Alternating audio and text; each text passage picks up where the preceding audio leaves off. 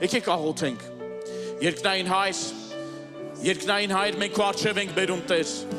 Քո առջև ենք բերում ամբողջ այս իրավիճակը, որ կա մեր Զավոր Արևելքում։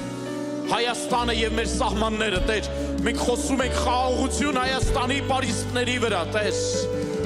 Դու ես Տեր մեր ասպարը եւ մեր վահանը, Տեր։ Մենք քեզ ենք հուսացած։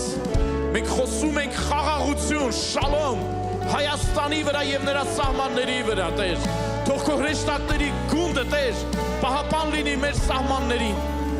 Տեր, մենք նաեւ խնդրում ենք, աղոթում ենք եւ բարեխոսում ենք, Տեր։ Մեր Զավոր Արևելքում, Իրանում, ամեն տեղ, որպեսզի քո կամքը կատարվի։ Այն ինչ որ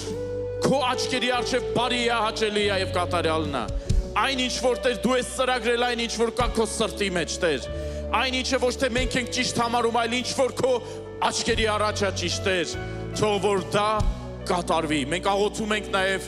զոհերի ընտանիքների համար, Տեր, խնդրում ենք քո գերբնական մխիթարությունը գա, Տեր, ովքեր հիմա սքի մեջ են, Տեր, ովքեր հիմա ցավի մեջ են։ Մենք խնդրում ենք, Տեր, որ դու հայտնվես այդ ընտանիքներին, հայտնվես այդ մարդկանց, Տեր։